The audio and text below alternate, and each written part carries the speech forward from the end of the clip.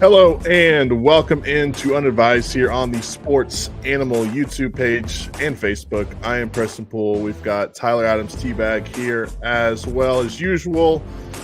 Follow us on X at Preston Poole 405, at Tyler's Takes, at Unadvised Pod. Teabag, what do you want to get into today? It's football time again.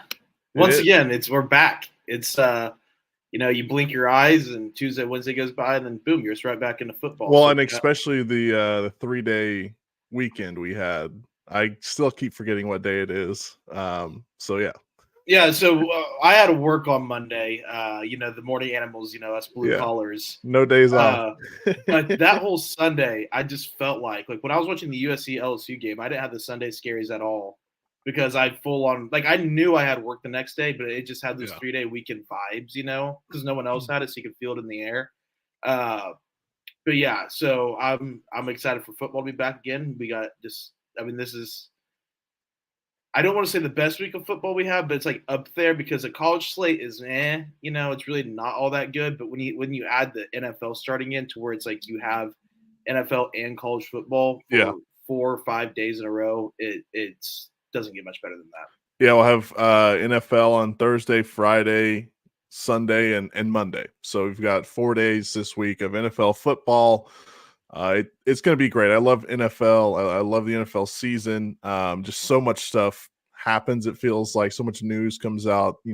Somebody gets mad at somebody else on the team, and people are wanting to fire people, halfway through the season. It's awesome. But before we get into the NFL, let's talk about the Oklahoma Sooners taking on the Houston Cougars this Saturday down in Norman, 6:45 kickoff. I believe SEC Network is where you can find that game. And again, this is just another game where I think Houston's a little bit better than Temple. I don't know how much we're going to learn from this game, Teabag. OU's non-conference has a perfect just like little rise up. You go Temple, step up Houston, then a step up Tulane. But then you take that massive step with Tennessee. Like if OU had like South Carolina to start SEC play or something, it would have been that perfect incline for the first month of football before you take off, But yeah, they're non-conference. Yes, Houston is better than Temple. I think Houston probably beat Temple by double digits, but I still think OU is going to handle business with ease. And I have a feeling we're going to come back on Tuesday or Sunday night, I guess, as we start our Sunday episodes this week. And we're going to be talking about how OU, won by 30, covered the spread, and there's still something to complain about. Because I think the offensive line should look better this week, but I don't think it's going to be enough for people to be happy about it because I still think they're beat up. I still think they're going to play semi-vanilla on certain things. Now, they'll step it up, of course, because, you got to. It's not Temple, but it's a team you should definitely blow out. But again, it's the offensive line this week. I want to see what they look like because Houston's defensive line is really bad. And their offensive line is really bad too. So OU's defensive line is going to absolutely eat. Just go ahead and send some prayers to the Houston's offensive linemen starting today. Maybe like a bag of peas and carrots too that are frozen. You can play OU's twos all game on the defensive line. They're 2s and 3s, and they would still probably put up 3-4 sacks and a few tackles for loss. So and a lot of quarterback hurries. So yeah, I think the defensive line is going to absolutely eat. And I'm just like the Temple game, ready to see what the offensive line is going to do. Because I do think the offensive line is going to improve. Bill Bedenbaugh is too good of a coach for them not to. But I'm ready to see how that looks like and how fast it's going to, or how long it's going to take.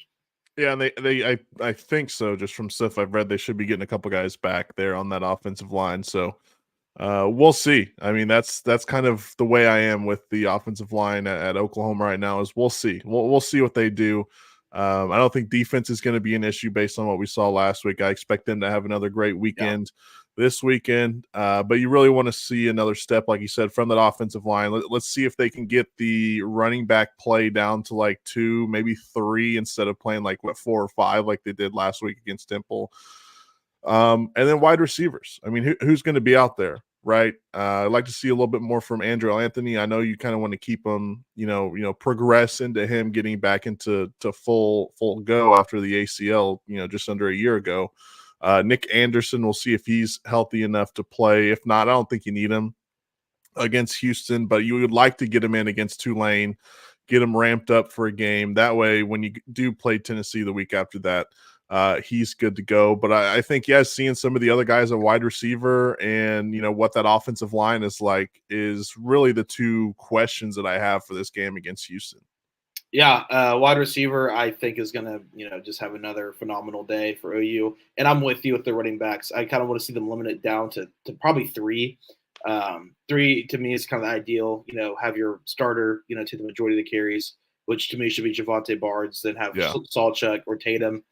Probably going to be Sawchuk this week. I think Tatum will get there, but probably still going to be Sawchuk this week as the RB2. Have him take a little bit of carries and kind of have Tatum, back there to take the last half of the carries. But I definitely would rather see OU play a little bit less on the running back position. But other than that, really not much to break down. I think OU's gonna. Spoiler alert, we'll get into in a second. I think OU's gonna cover the spread. I think it's around, and we'll get to it a little later on, but around like 30 points or so for that one. And they will be debuting the new Bud Wilkinson era throwbacks, which I think are awesome. Really excited to see those on the field. I like the whole, I'm a big all white type of guy when it comes to jerseys, like the stormtrooper type of look, like Texas does it all the time. Obviously they're not going to do that at home, but if they had like the white jersey to go with the white pants and the white helmet on the road, I think that's an elite combo for a road game.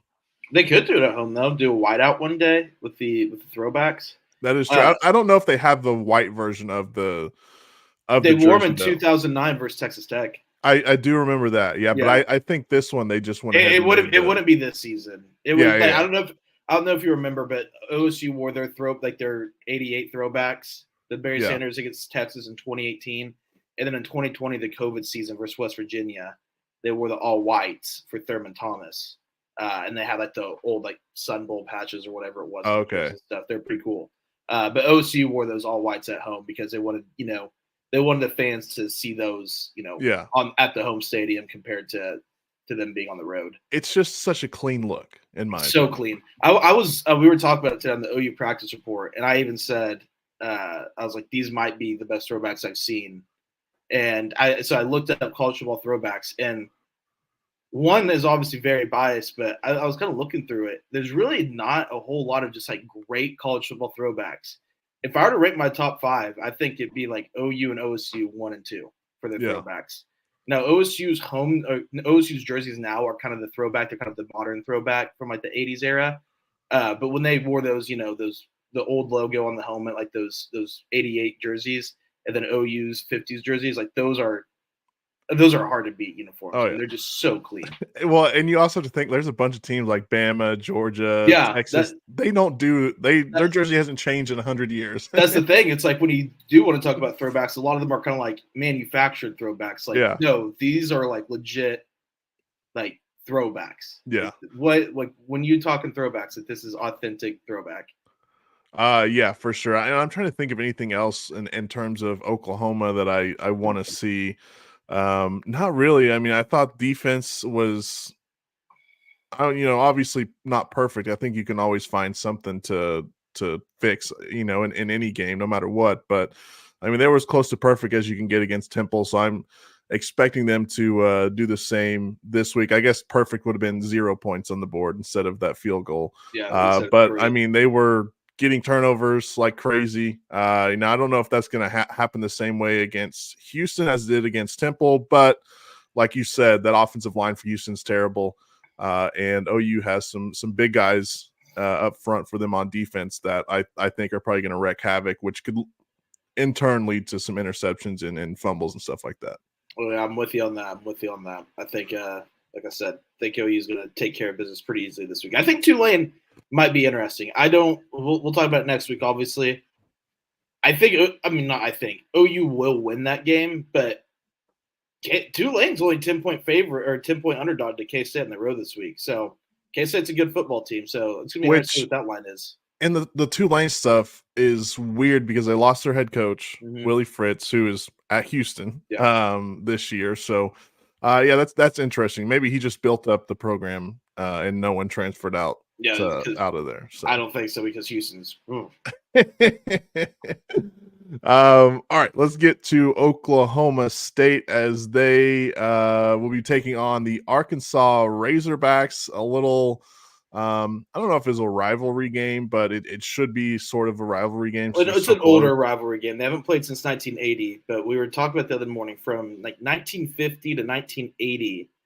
In that 30-year stretch, they played 26 times. Okay. And the reason the rivalry ended is because if you go look at all those games were played in Little Rock, Arkansas, on a neutral site. Yeah. They played twice, so 24 of the 26 games were in Arkansas. When the contracts were up to re-sign them, OSU was like, we want a few more home games than 2 out of every 26 years. Yeah. Arkansas declined, so that's why the rivalry kind of ended. Which that was also when OSU really wasn't much to write home about in football, and Arkansas was kind of not necessarily at its height, but it was at its height for a long part of it, I guess, in the 60s. Yeah. They won a national championship.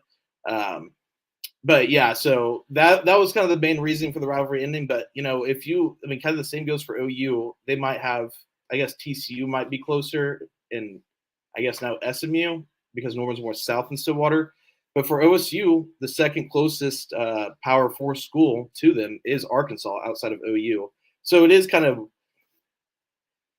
I don't want to say a joke because I don't think it's necessarily a joke, but it is kind of weird that they haven't played in 44 years because you think that's just a game that both teams would have liked to schedule, even if it was just 10 years ago or something. So yeah, glad it's finally come back around.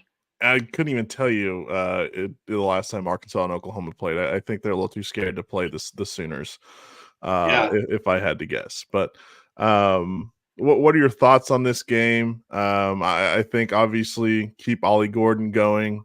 Keep improving on defense, especially with the performance that Arkansas put on last week. And I know it was Arkansas Pine Bluff, so I'm not going to sit here and say that offense for Arkansas is just completely fixed under Bobby Petrino, but they looked pretty good last week. They did what they needed to do.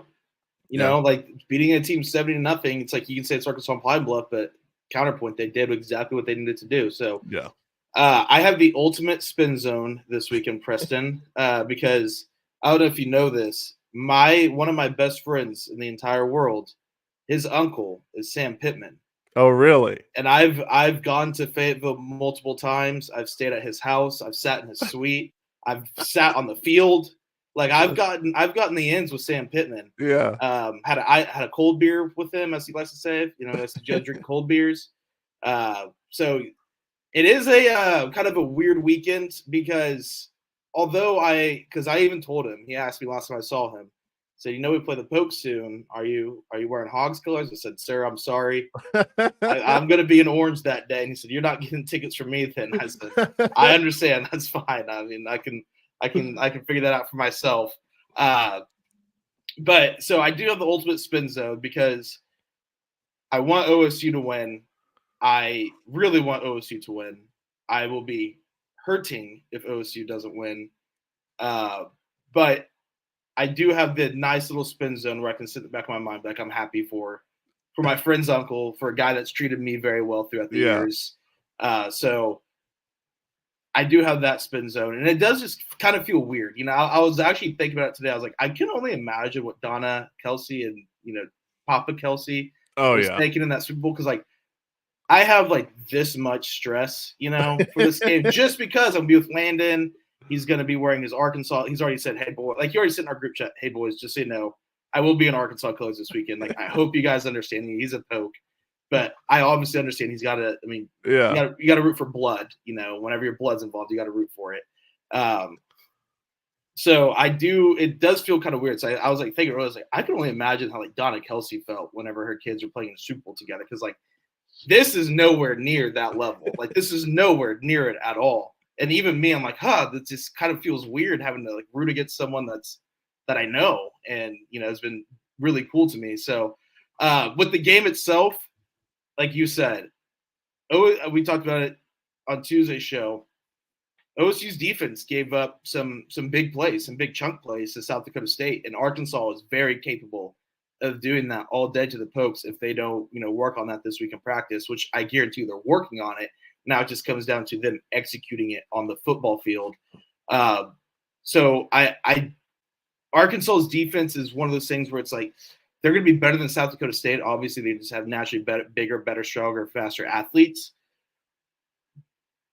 But when you're playing Arkansas Pine Bluff, you can't really tell too much about a defense because like, is offense just that bad or is the defense, good? With the offense, yes, they're playing Pine Bluff, but they put up 70 and had some crazy plays while doing it. So I think their offense are going to be good. I think there's going to be a fairly high scoring game. I mean, I don't think it's going to be a 45-42 type game, but maybe in the 42-34 type ballpark. I think it's going to be a closer game than people think. The spread's 7.5 right now. I would probably lean OSU, but I would not. I don't think I'd touch it. I never bet on OSU or against OSU anyway. But I do think this is going to be about a 7 to 10 point game. I think there's going to be quite a few points on it. I will be. I'll be calling the Hogs this weekend. SEC.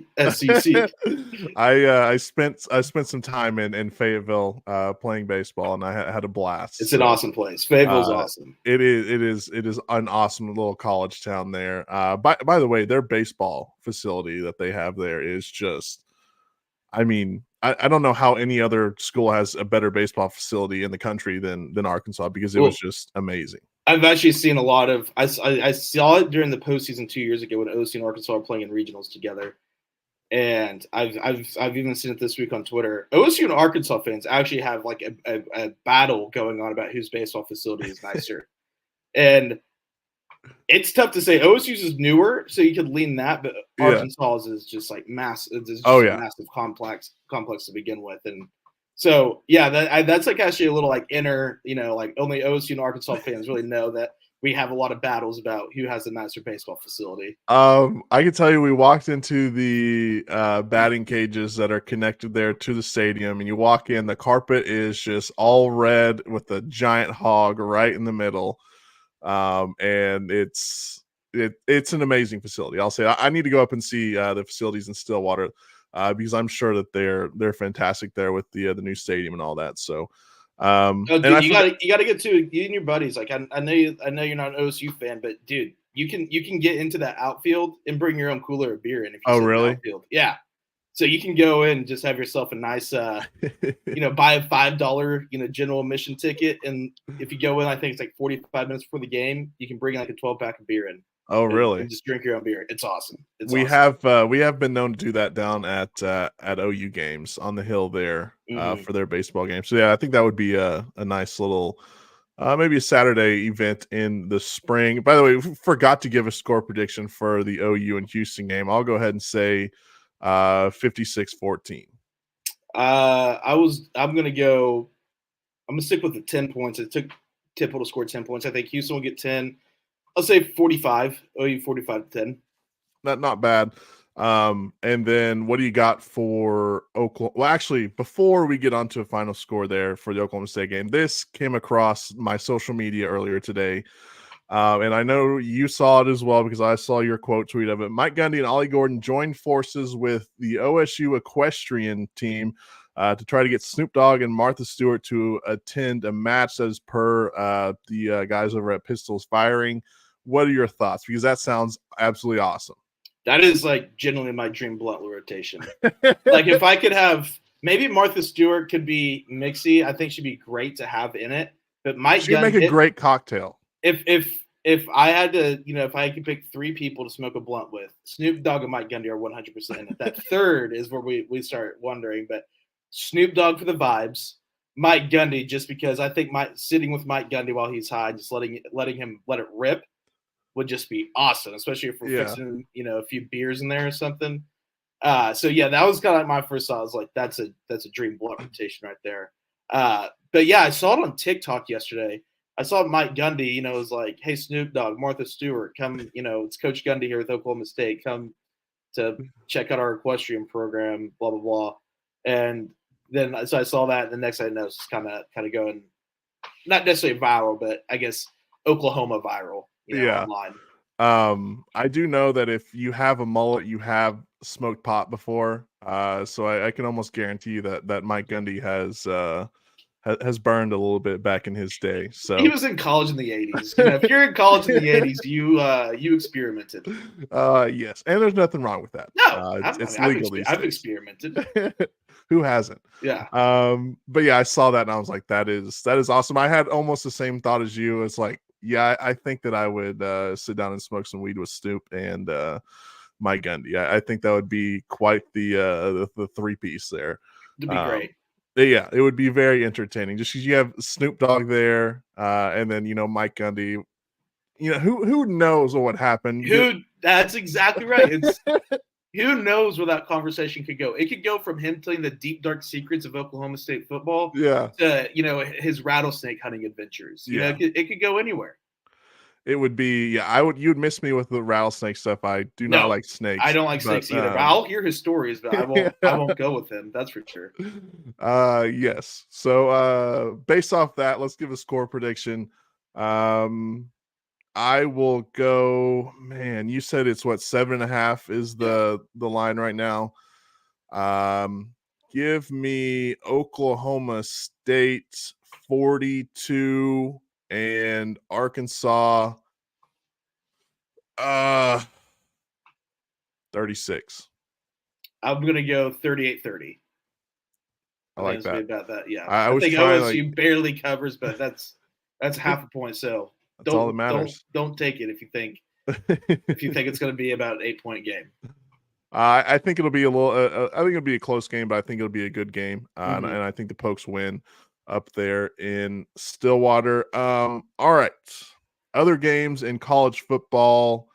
Not really much, like T-Bag said earlier. Kind of a down slate of college football games this weekend in week 2. Texas is at Michigan, though. That's where game day will be. I mean, what are your thoughts on Texas taking on the Wolverines up there? I don't want to say a massive game for both programs because Texas beat Alabama. Well, first of all, I think it's actually a massive game for Michigan for them to kind of stay relevant in the conversation, right? Because I don't think it's necessarily as massive for Texas because they did beat Alabama on the road last year. I do think, in a sense, it is a massive game for Michigan. Now, they won a national championship last year, so it's when you win it all. Now, I know college football fans are greedy and they expect to win every year. It's kind of different. We actually talked about this the other day on the Morning Animals with college and NFL fans. And if you're an NFL fan, like if you have a team, you understand there's parity outside of the Patriots and now the Chiefs. You understand there's parity and like there's going to be just some down years naturally in that. But when you're a college football fan, like you go crazy if your team has a down year. But I do think if you're a Michigan fan, you might be a little bit more understanding if you lose this game. But I think it's big in the sense that Michigan comes out and is at least really competitive because of everything going on. Sharon Moore being the coach, this is just a big game for them kind of all together. So I think Texas is going to go down there and take care of business and kind of comfortably. I didn't really watch much of the Fresno Michigan game, but I saw it from a distance when I was out tailgating, and it was okay. Like their defensive line was okay. Their offensive line looked good. Their offense was but so we'll see. We'll see with Texas or with Michigan. But I do think Texas is going to go down and take care of business here. I think I was kind of down on the Texas. Texas is going to be really good this year. And I'm kind of back on that not because they took care of Colorado State the way they did, which I think that's impressive because I think Colorado State's a decent team. I think they'd be Colorado next weekend. But I've heard a lot of people talking about Texas, some experts, and they're saying they're even deeper last year than they were this year. It's just last year they had all these NFL guys that were starting, and all these guys were, freshmen, sophomores, still developing. Supposedly they've all gotten developed, and they're a legit, too deep at almost every position, even quarterback right now with Arch Manning. So I think Texas is going to go down and win comfortably. I think it's going to be 31-17, 31-14, somewhere in that ballpark. Yeah, right now they are a 7.5-point favorite. This line opened at 4, and it's made its way all the way up to 7.5. So money coming in on the Longhorns. And yeah, I agree with you. I just don't know what to think of Michigan still yet in this season. Obviously, if they pull this one off, it's like, okay, they're a decent squad, because I do think Texas is one of the better teams in the country. But yeah, I just think this is a big game for Michigan, because this is kind of the stay relevant, I guess, game, because you won the national championship. If your recruiting was as good as you say it was, all this stuff, you should be able to compete with Texas and should have a shot to win it.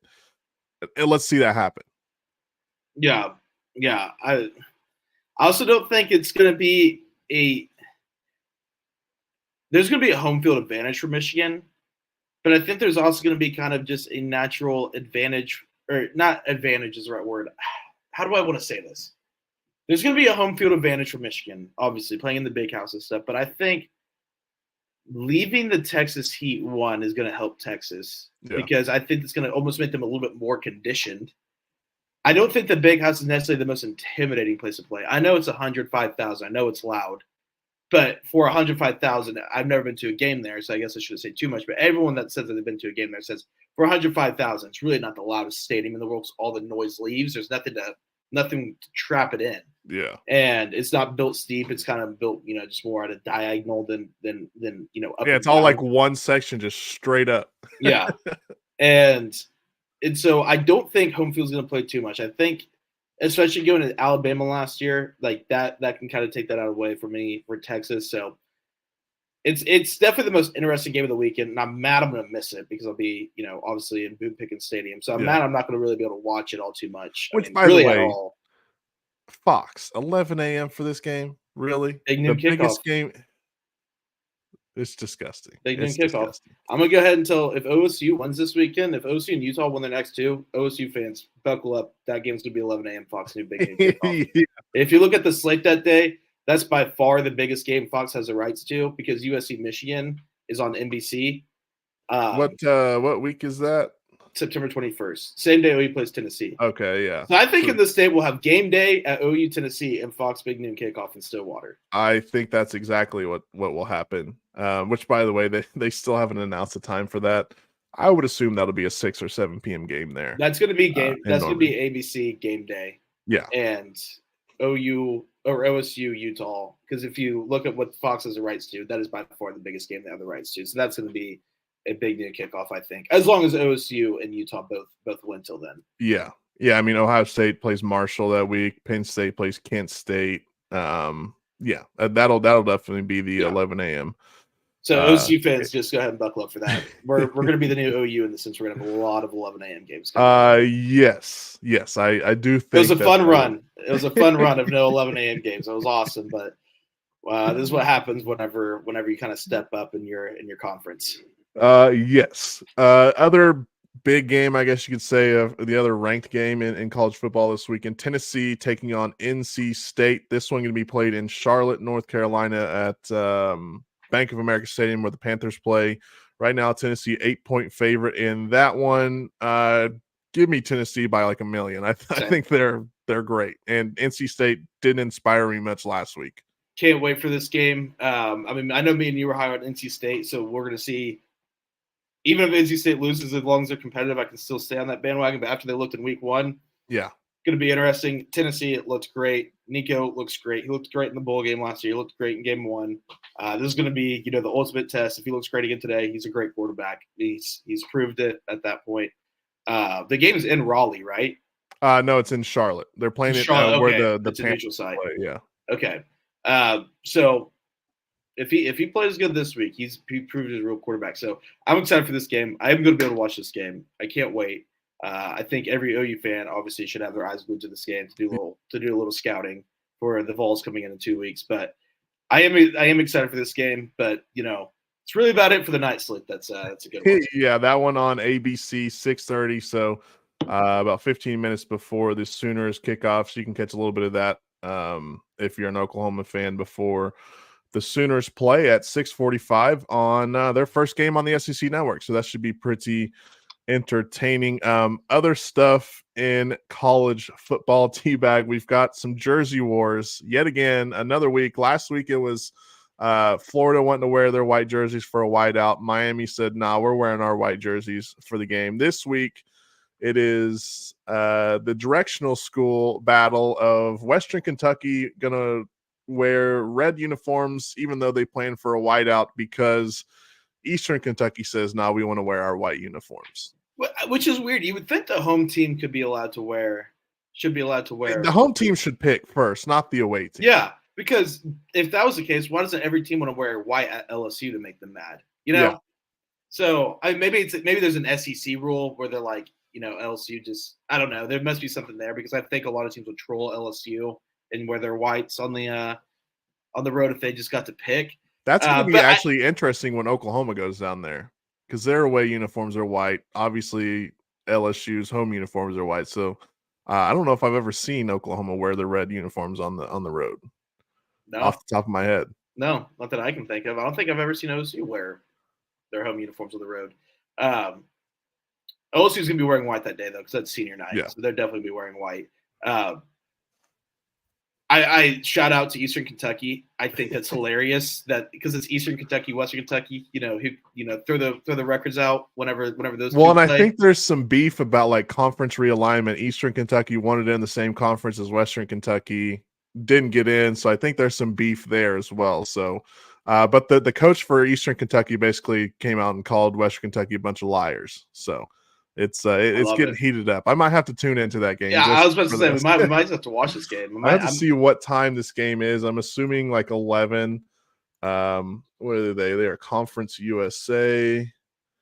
They play 6 p.m. ESPN Plus. There we go. So night game. Yeah, the Hilltopper fans will be hammered.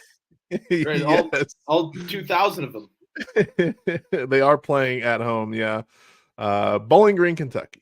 That's where they will be playing. So yeah, I saw that story earlier today, and I was like, man, we got to talk about that because it's not too often that you have two programs beefing at each other about what jerseys they're going to wear. Especially when it's like little directional schools like Western and Eastern Kentucky. That's what makes it all the better. Yes, that is for sure. All right, that is going to conclude our college football talk. Now it is time to head to the NFL. As NFL Week 1 is upon us. When you're listening to this, the Chiefs and the Ravens would have already kicked off. So that game will be going on in Kansas City. I need to pull up the line for that right now. I don't know why I don't have that here in front of me. The Chiefs are a 3-point favorite in that one in Arrowhead. What are your thoughts on this ball game? Are you, obviously it's the Chiefs. They're going to be good this year. The Ravens, I think, are going to be great as well. So give me some thoughts on this ball game, T-Bag. I have almost a mixed emotion with this game because I think the Chiefs are going to do the three-peat this year if they're healthy. Now, obviously, if Travis Kelce or Mahomes or Chris Jones or someone of note gets hurt, then it's different. But as long as they're healthy, be working my voodoo magic to make sure that does not happen. I think they're going to do it. I think this team might be better than last year. They return a lot of guys. They add additions at the wide receiver room. For what I understand now, I'm not going to sit here and lie to you and say I followed Chiefs training camp all too much, but just naturally as an NFL fan, you see a lot of Chiefs, stuff, propaganda everywhere. They said this had been the toughest training camp they've had. That Andy Reid's been on them. He's made them play in preseason, which really hasn't been the case in the last few years. Like they're going for it. I am so tired of hearing that bull crap from the Kansas City Chiefs fans and people like that. Everyone's going to doubt them. They're going to say that the whole entire season. That way, whenever they win it, they can go out and say, well, everyone doubted us this year.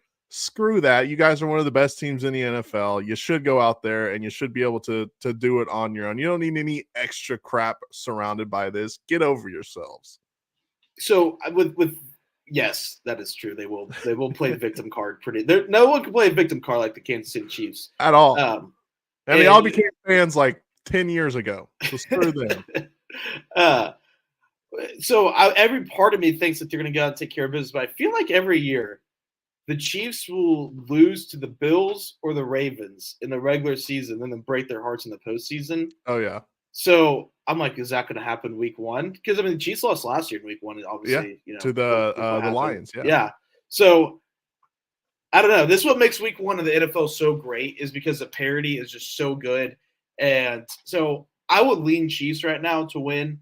I will bet on this game. I don't know what I'm going to bet yet, but I will be betting on it. I'll probably just take the over for funsies, even though you shouldn't take the over in week one for any team in any league, because I feel like 47.5 is. I think that's doable though for these two teams. 25-24, or you need a 20. Yeah, a 25-23 Chiefs win. Yeah, I'll take that. That's Their doable. defense is good though. But Lamar's really good too. So yeah, I can't wait. I mean, I don't know, like, my thoughts on this kind of all over the place, but that's why I'm so excited, is because like we don't know what's gonna happen, and it's gonna be awesome. We get to watch it unfold.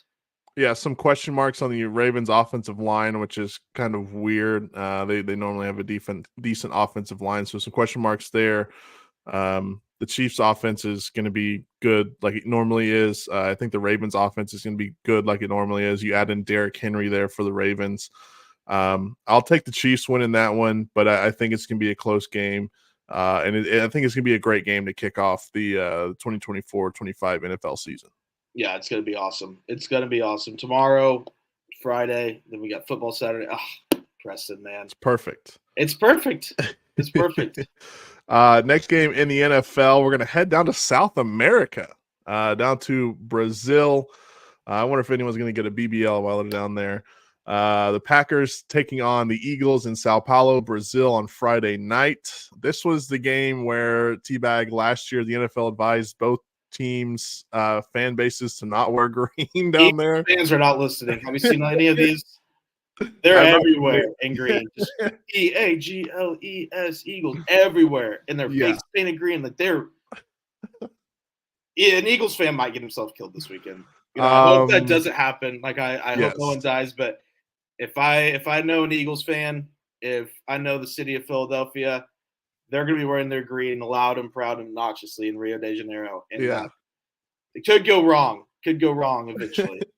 Well, the couple Eagles fans I know, and shout out our coworker Sam Humphries, who put out his predictions this year and had the Eagles winning the Super Bowl. Shocker, right? So some of the Eagles fans I know, they take it pretty seriously. So, but I'm high on the Packers this year. Jordan Love, I think, is going to be good. They add Josh Jacobs in at tailback there for them. I think the Eagles are going to be good as well. The Eagles right now 2.5-point favorite. The total in that one's 49.5. Is this a game where we need to worry kind of, and I don't know what the topography is of Sao Paulo, but, Mexico City, they're up in the mountains. The ball might fly a little further. Is this a game, do you think we might have to worry about some elements that we don't know playing down in South America? I haven't thought about that. One thing I did see, which I found interesting, was, did you see how far the flight is? It's down there. It's down there. Like flying. It's like flying to Rome from like Chicago to Rome. It's unreal. I was like, what? You think like I was gonna guess like 4 or 5 hour flight. No, it's like a 9-10 hour flight. Yeah, that's crazy. We could have a discussion on that. The globe is an interesting thing, which is how far we really are from each other, but yet so close. Not to get philosophical astrology here, or astrology is the stars. Yes. Geography, I think, is what you're looking for. With like outer space. Sure. I don't know. This is why we're on radio, Preston. So that threw me off. Now I don't think that's gonna be too much of a factor, because it's now the flying. Now the topography might be different. I don't know what that is. I don't think the flying is gonna be too much of a factor, because it's week one. They haven't played yet. They're gonna be well rested. They'll probably go in a day earlier than they need to. See what the elevation in Sao Paulo is, because that could change things. But I did see a TikTok of a bunch of Eagles fans in green with their face painted. What's the statue in Rio de Janeiro where the guys? Christ the Redeemer. Yes. They're all up there praying, and then they got up and started the Eagles chant. Something tells me people were just looking at them like, "What are you doing?" They probably didn't realize that they're in the wrong city for that, and that's actually in Rio de Janeiro. Something just tells me that. I'm trying to find the elevation in Sao Paulo. It's not 2,500 feet. So I don't know if that's no. that's not too Denver. bad. That's like about half a mile. Yeah. 5280 So a mile. you know what? So it shouldn't be too bad. Now I do know, being an F1 fan, they do race down there in Sao Paulo all the time. It always rains. So maybe that could be a factor, but we'll see. Should be an interesting game though. Yeah, I just hope the Packers lose. Hope the Packers suck this year. I have a fear that the Packers are going to be really good and they'll be better than the Bears, and the Bears I think are going to be good. So just I hope the Packers suck. I'm hate watching Friday, Preston. I'm hate watching. Look, I'm hate watching on Thursday. I hate yeah, the you Chiefs. are. I feel like my relationship with the Chiefs and your relationship with the Packers are very similar now. I think yours is probably more hated though, because one, the Chiefs have been just crazy good the last few and years. They've won multiple and you Super lived Bowls, in Kansas City. Yeah. I know a handful of Packers fans. A bunch of Chiefs fans that live there, and then they've won 3 Super Bowls. I haven't had to deal with that toxicity in my life. Yes, I just can't do it. So that's why we'll move on, because I'll start saying bad stuff. Because I do not like Patrick Mahomes. I do not like Andy Reid. I'll tolerate Travis Kelce because he's helped me out in fantasy football a couple times, but other than that, I hate him. I can't stand him. Don't care. But you know what? He's not on my fantasy team this year, so I really don't care to see all that. Last year he was, so I was like, all right, man, if it helps you play better, she's there, whatever. Obviously, he had a little bit of a down year, so maybe he should have stayed off the Taylor Swift a little bit, but it is what it is. I like it because of how mad it makes people. Like that's kind of my only thing. I'm not going to get mad over them showing her on TV for 5 seconds. I remember last year, they're showing her all game. It's like it's a total of like 23 seconds per game. Come on now, guys. It's like, those TV networks want to capitalize on her being at an NFL game. Yeah, guess what? She's bringing in 3 million fans alone. So yes, his jersey sales skyrocketed after they got into a relationship. Mm-hmm. So. All right, next game we're going to talk about is your Chicago Bears taking on the Tennessee Titans. That one at Soldier Field in Chicago. Chicago right now 4.5-point favorite. Total on that one is 44.5. The very first game for Caleb Williams, Rome Odunze, my guy Keenan Allen's first game there for the Bears. What are your thoughts on this? I mean, I like the Bears in this one. I'm just excited. I don't want to say I'm nervous because I'm confident. I don't think Caleb's a bust. Now, people could say, if he's not a, I like that. First of all, sorry to interrupt you, but I like that's how a lot of Bear fans start off the whole Caleb Williams conversation, is they say, well, I don't think he's a bust. It's like, all right, come on, guys. We're scarred, Preston. We're the more you say it, the more I'm like, is this guy going to be a bust? I'm like, I don't think he's going to be a bust. But the more Bears fans say it, I'm like, he might be a bust now. If the Bears had one, really competent quarterback to where Jay Cutler wasn't my king. Yeah. I would be more confident. It's just a fact, a quarterback in a Bears uniform. Like you can't get it out of your head until like it gets proven to you. Just can't. Like, no one understands what it's like for Bears fans and quarterbacks, because every team has at least had one really decent franchise quarterback for a tenured time. Now, some are better than others, obviously, but every team's at least had one quarterback like, hey, he's pretty good. We're going to have him for, the next 7, 8, 9, 10 years. Bears have never had that. My king is Jay Cutler. Jay Cutler was a quarterback when I became a fan. I thought he was the greatest thing ever. And then, then I kind of learned more about the NFL because I was like 9 years old at the time. I'm like, wait, is he really that good? And never threw 4,000 yards. Yeah. So I think Caleb's going to be good. Now, people will, if he's not a, in 5 years, if he hasn't made a first team All Pro or a second team All Pro or something, people are like, oh, he's best. Like, okay. I don't care how many All Pros he makes or anything. Like, I want him to make a billion of them, obviously, but as long as he's a good quarterback to where it's like we could win a Super Bowl with this guy, or just be really competitive for the next few years with this guy, that's what I'm looking for. And I think he is that at the bare minimum. I do think he is that at the bare minimum. I'm just more excited, man. I'm trying to keep my my expectations tame. I mean, if you're to ask me the floor of this team, I say 8-9. If you ask me the ceiling of this team, I say 12-5 and Super Bowl champs. Like, I'm kind of all over the place. I think they're probably a 10-7 team, a wild card team. So I'm just really just more excited for the first time in my life. I get to sit down and watch the Bears, where I think they're going to have an offense that can score points, and I think that's going to be the case. I'm confident in saying that. I think that's going to be the case. I do as well. I think Caleb Williams is finally the guy there in Chicago. We'll see how it goes when it gets to that really cold weather, though. I kind of, He grew up in DC, though. DC is not known for great weather. Yeah, but man, you get there on the lake, the wind coming off the lake, it's a little bit different there. He'll have a dome in 5 years, 10 years. That is true. Whenever the Bears decide to actually do something about it. Well, if they have a winning season this year and Caleb's like, yeah, we need a dome. It's too damn cold here in the winter.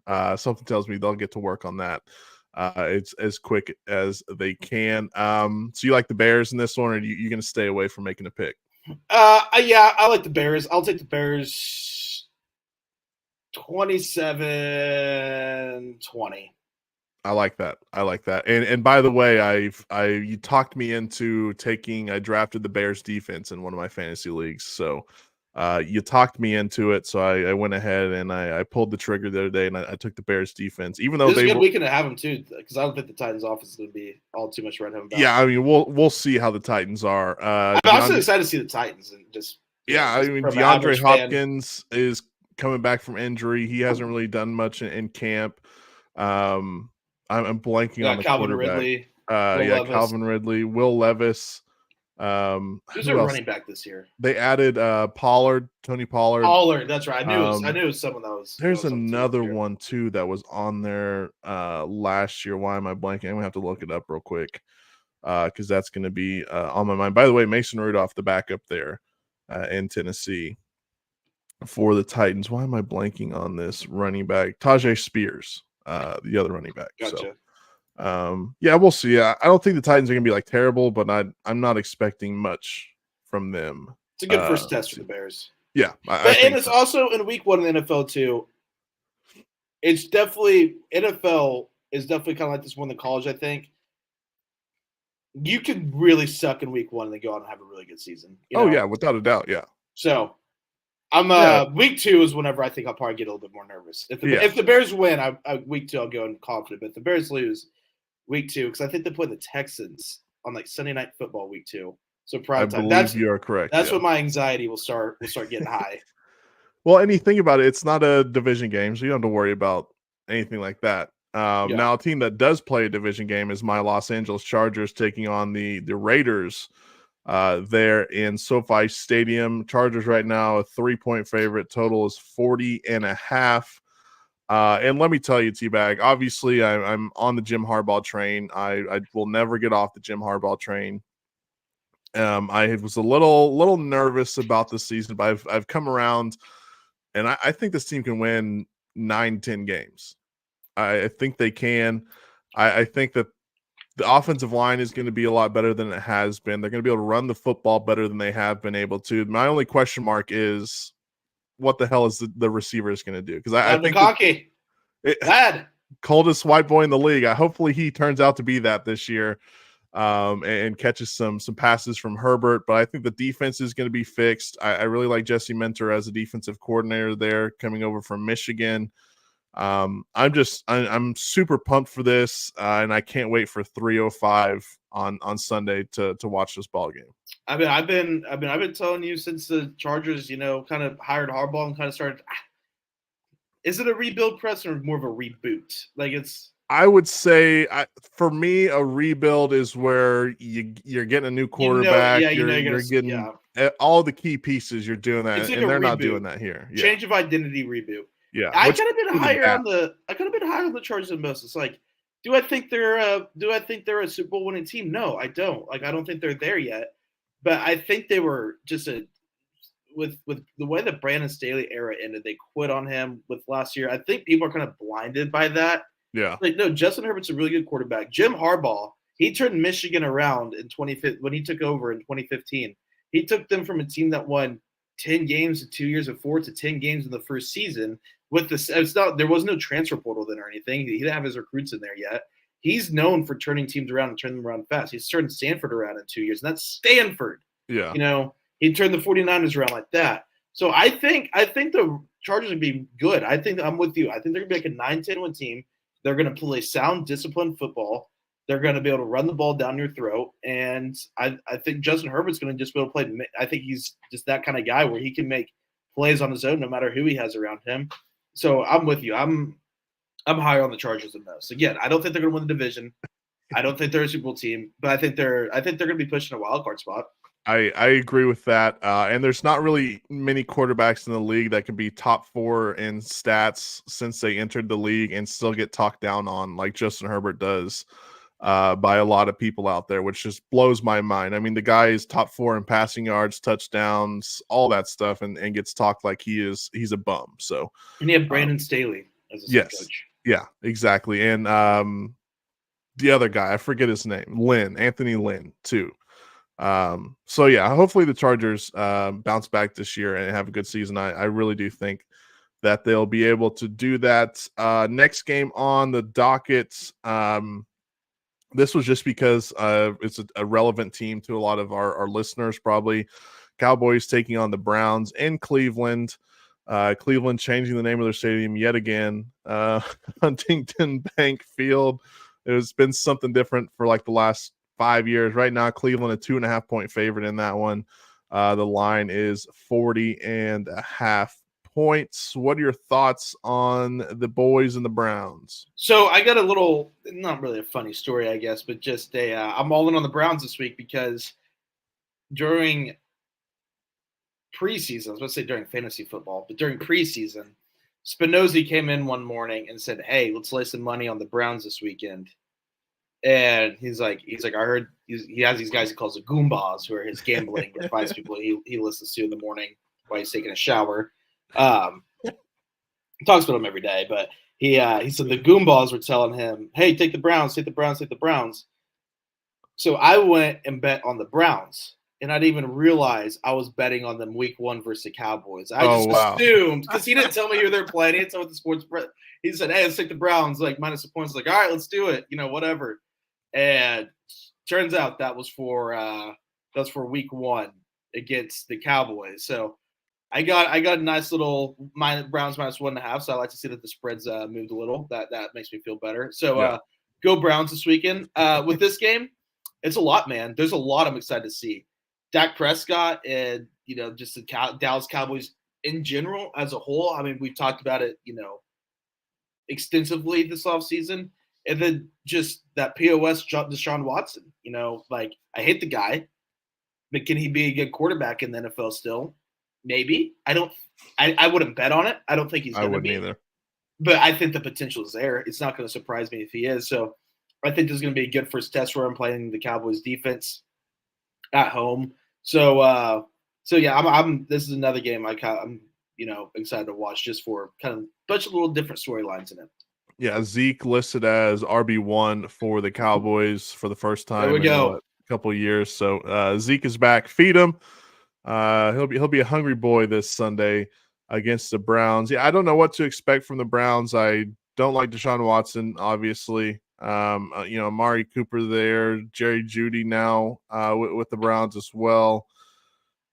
I don't know. I would probably take the Cowboys plus 2.5 in this ball game, but again, and obviously I don't think training camp is, when you're a guy like CeeDee Lamb, is incredibly like you're gonna lose a lot of stuff if you don't play in training camp. But I think it also might hinder him a little bit in week 1 if he hasn't been really with the team much, running the plays and all that for outside of like the last week since he signed. So we'll see how all that goes. There could be a chance where the Cowboys just have a bad week this week and they could correct it throughout the season, just because of the way their offseason went.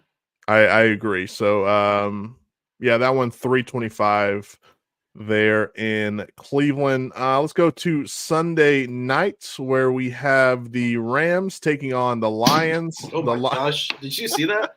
Yeah, I did. Got stuff falling down on top of you. I got my hats hung. I have my little hat wall right here. And that one just fell out of the blue. Coming to get you. Yeah, the Rams and the Lions playing. They really didn't like the Rams and the Lions game. But the Rams-Lions at Ford Field in Detroit. Obviously, the Lions ended the Rams season last year in the playoffs.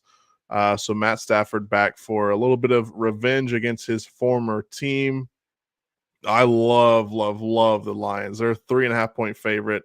Total is 50.5 in this ball game. I'm the opposite, man. I love the Lions this season. I do. Like I think the Lions might win the NFC. I'm really high on the Rams this year, dude. Yeah. I think they're going to be not a slept on team is the right word, because it's hard to kind of say that in the NFL because there's no rankings or anything. I think I know they lost Aaron Donald, and I know how big of a piece he was in that defense, and I know they lost their defensive coordinator Raheem Mostert to go, or not Raheem Mostert. That was a running back. God, what's the Falcons head coach name? Is it Raheem Morris? Raheem Morris. I knew it was Raheem something, and so I get that, but I think their offense is going to be really good this year. Like, Matt Stafford's going to have a hell of a season this year. I think Matt Stafford's going to have his last 3 years here might be some of his best, because I think he's going to be pushing for some of those records he's pushing for right there. I think he's like the odds-on favorite for comeback player of the year, if I remember correctly, which doesn't make any. Because he. Maybe that was last year. I'm trying to remember. Yeah, he played last year because they went to the playoffs. He did, yeah. It was the year before that he got hurt. So yeah, I'm thinking of last year. I might take a flyer on him to win the MVP. I think their offense is going to be really. I think Matt Stafford is going to have a really good season this year. I like the Lions to win this game, but I like the Rams to cover that 3.5. I think it's going to be a close, awesome game. Going to be a great environment. I'm going to take the Rams around 21, or maybe even a little bit more than that. Give me like a 24-23. I think it's going to be a super close game. Going to come down to the last play. Yeah, no, I agree with you. I think it's going to be a close game. Obviously, right now, Detroit a 3.5-point favorite. I think the Lions have a shot to make the Super Bowl. I do too. I mean, I'm high on the Lions. I think the Lions win the game, and I think they're going to be great. But I'm really high on the Rams. My only issue with the Rams is the health of Cooper Kupp and Matt Stafford. Obviously, Stafford's getting up there in age. Cooper Kupp, he's not getting any younger either, and he's been banged up the last couple of seasons.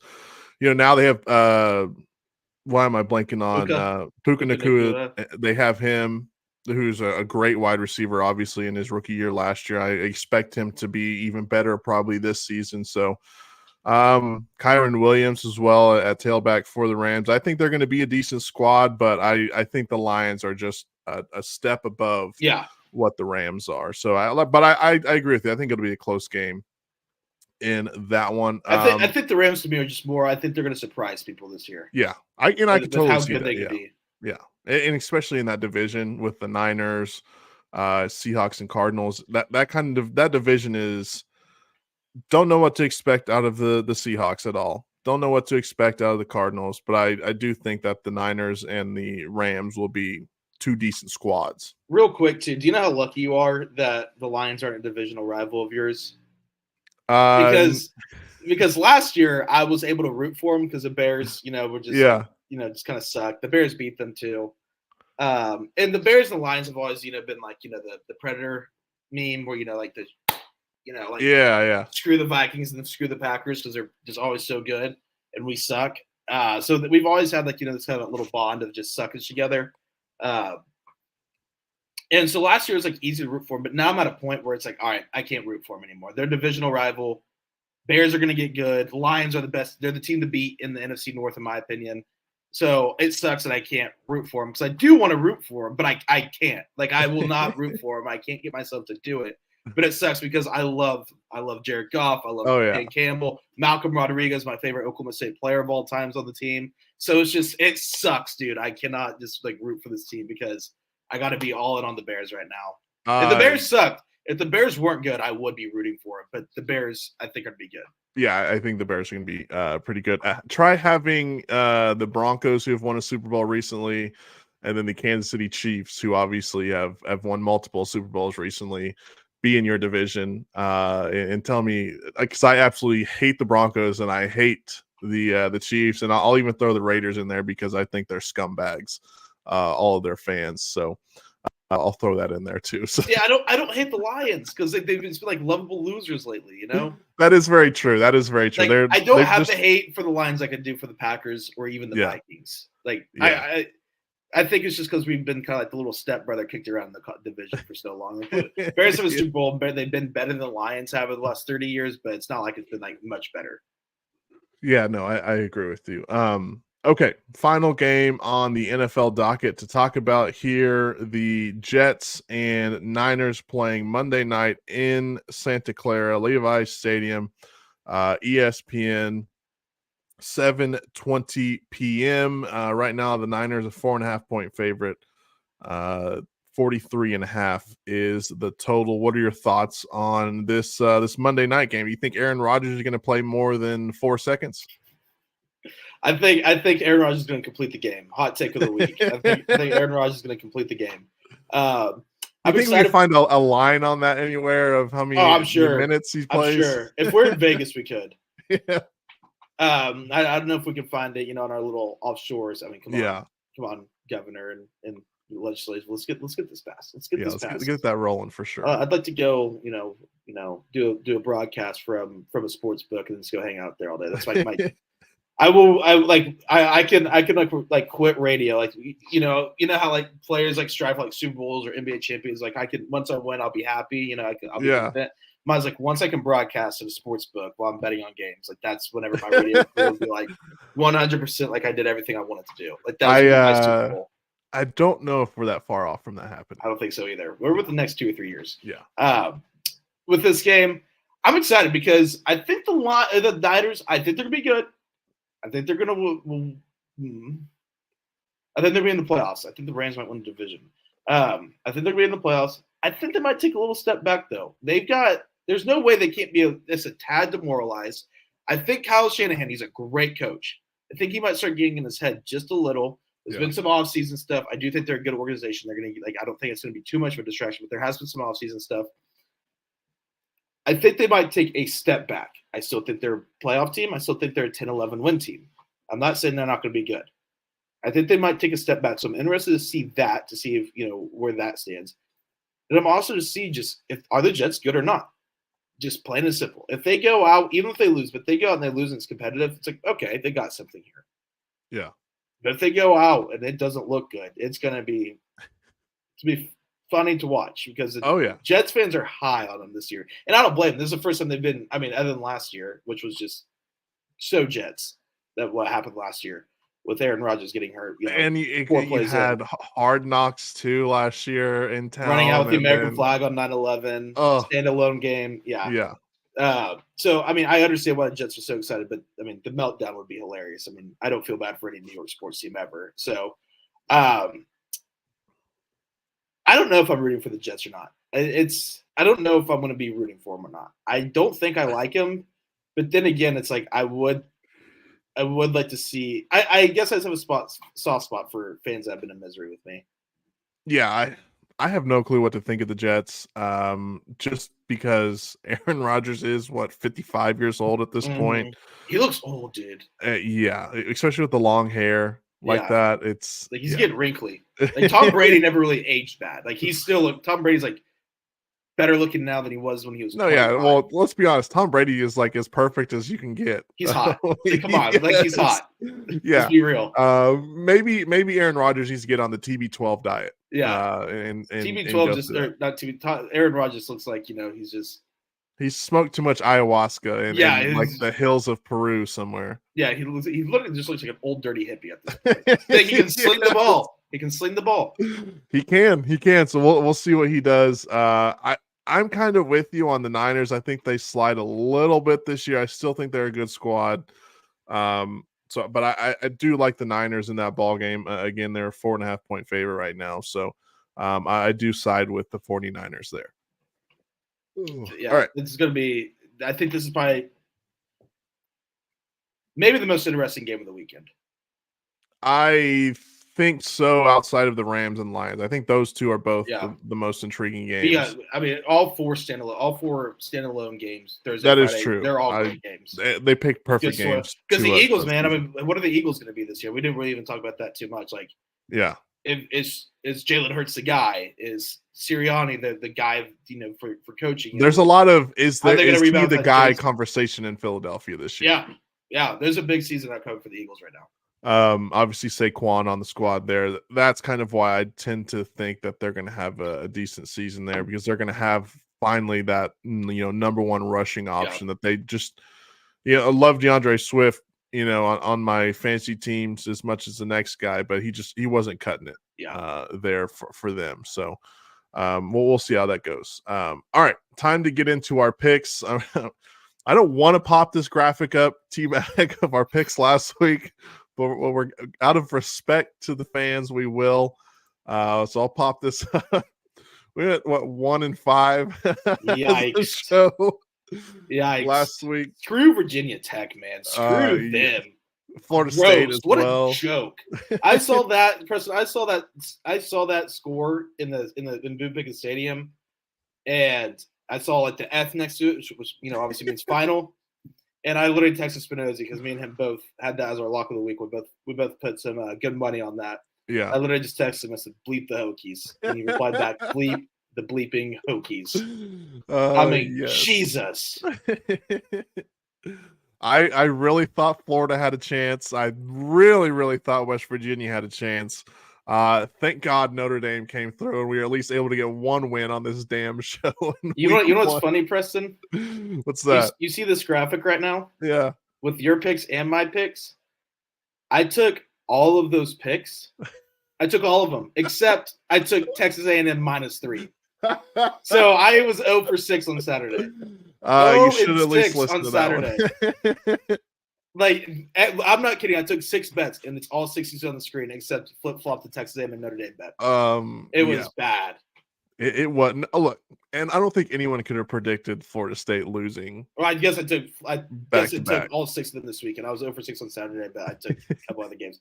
Florida State and Minnesota were from Monday and Thursday. Obviously, that Minnesota game, by the way. I mean, you were so close to at least one field goal away. Yeah, so the fireworks after he missed it, which was just sad. It's very tough for Minnesota to do that. So those were our picks last week. I'm 1-2 so far. T-Bag 0-3. So we'll move on to the picks this week. T-Bag, your first pick, going with the in-state school, huh? Yeah, and I will. If this wins, I might put a little asterisk by it because I think it's like down like 30 now. Whatever I saw, I believe it is at 30. Whenever I saw it last night, it was like 28.5. Or yesterday afternoon, it was like 28.5. And I went and rechecked it today, and it was like 30. And I was like, I'm not going to correct myself on this one. So there might, if that wins, we'll put a little asterisk by it because unless OU wins, covers at 30. But if they win by 29, might put a little asterisk by it. But yeah, I like OU a lot this week. I don't see how Houston's really going to be able to keep up. I think even if OU's offense doesn't improve from what we saw against Temple, I think they're still going to be able to score 45 to 55 points. And I think OU's defense is legit. And Houston, if they can't score 7 on, more than 7 or 10, whatever it was in UNLV, why do I expect that to really change much against the Sooners? So, yeah, I love OU this week. All right, and what's your next pick? Texas, -7.5 at Michigan. Talked about it earlier. Don't need to get too much more into it. I think Texas is really good this year. I think Michigan is okay, and I think the Horns are going to go in there and make a statement. And I got Texas by about 10 to 14. I thought about picking that one, but then I saw you did, and I was like, I will stay away from that. So what is your final pick? Auburn plays Cal this weekend, and it's -13. I think Auburn's improved. I don't think they're a great team. I do think they're improved, taking another step forward. They have what was their wide receiver's name that went off this last week? And now I know they're playing. Oh, yeah, I'm blanking. But they had a wide receiver go off, and I think they're a much improved team. Cal, I know Cal's better than what people say, but I'll take the SEC over the West Coast ACC any day of the week. So I would take Auburn -13. I think Auburn might send like a little bit of a message this week to the country. Yeah, I don't hate those picks. I don't hate those. I went more the NFL route with my picks. My first pick is going to be the Texans -3 versus the Colts. I think the Texans probably win that one by 10. I really, really like the Texans this year. I think they're going to, pick up where they left off last season and go on a roll. So give me the Texans -3 versus the Colts. My next pick will be the Packers +3 against the Eagles down in Sao Paulo. I'm a little nervous about that one because I completely forgot when I picked that one that this was in a different continent. So that if this does lose, we'll put an asterisk against this one and say different continent. So, Yeah. But this is my different continent bet of the week: the Packers +3 versus the Eagles. And then my final one, I saw this one; it was too intriguing. I wanted Kansas -5 versus Illinois because I think that the Jayhawks can win that one by a couple touchdowns. I haven't seen this line yet. That was my genuine reaction to that line. Illinois is better this year. Yeah, They have a really good offensive line. They're going to be able to let's run see the if it's still the ball. same. But I think Kansas could. I think Kansas could win that game. Where's that game at? I believe it's at Illinois because they played at Kansas last year. correct. Is in Champaign right now. I mean, right now it's gone up even more in favor of Kansas. It's at 5.5 right now. I'm gonna look into that because at first my genuine, trust your instinct. My instinct was, I love Kansas in that, but now that I think about it, it's like maybe not. But my instinct was like, I love Kansas in that. So I might. Yeah, they can play that one on Pluto. It doesn't matter. I think Kansas wins by a couple touchdowns. Yeah, I might have to. That might be my team that we tire lock for the week. It is. You better hurry because right now it's at 5.5 in favor of Kansas. So it's going up. Money coming in on the Jayhawks in that one. But I saw that line and I was like, hey, there's no way that Kansas is, only a 5-point favorite against Illinois. I think Kansas is going to be a decent squad this year. Obviously played well last week, so I think they continue that. But those are our picks for week 2. T-Bag, Oklahoma -28.5 versus Houston, Texas -7.5, Auburn -13.5. I got the Texans -3, Packers +3, and the Kansas Jayhawks -5. So hopefully we'll do better than one win this week. Hopefully we can get 2 3-0s, go 6-0 on the week. And look a little bit better. Maybe our pocketbooks will look a little bit better and too.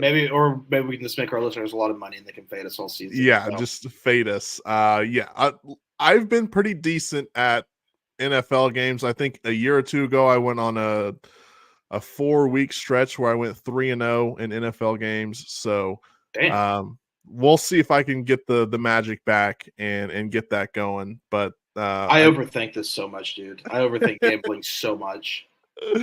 I try not to, but I do as well. Like I'm sitting here. You saw my brain work like exactly like what happens when I see lines that I like. Yeah. Kansas -5, and then within 10 seconds I talked myself out of it. It's like, dude, just take it. You loved it the second you saw it. Just take it. I'm gonna talk myself out of it. I'll end up betting Illinois, and then I'm very much, if I see a line that pops out to me, I'm like, I want that one. I'm in on that one. Most of the time it's not good, but we'll see if we can get the train rolling here and get some funds available for some people out there that like to bet on football games. So those are our picks right there. And I think it's going to do. You got anything else on your mind here, T-Bag, before we wrap things up? For our listeners on Sunday and to you as well, Preston School, I'm going to warn you, I will probably be very hungover. We have a house rented out in Stillwater this weekend. All my boys are coming back. It's a big get together, and I don't foresee myself taking it easy in the slightest. So on Sunday, if I'm a little slow, if I'm a little out of it, I'm pre-apologizing. I'm getting out ahead of the story. I'm pre-apologizing. So I'm going to I guess I could say a friend's family's house, but I've known him for a decade now. We played baseball together and traveled all over the place playing baseball. Going to their house, and it normally gets a little rowdy on OU game days over there. So I will probably be in the same boat as you. So but it should be a fun time Sunday. I'm planning around 6:15, 6:30. That way we can go, 45 minutes to an hour or whatever, just until the Sunday night game starts. So somewhere in between 6:30 and 6:15, we'll go live Sunday. We'll talk about the OU game, OSU game. We'll talk about NFL, other college football as well. So stick with us. I think the Sunday thing is going to be pretty fun for everyone. And hope you guys enjoy it. But until then, you guys have a great night.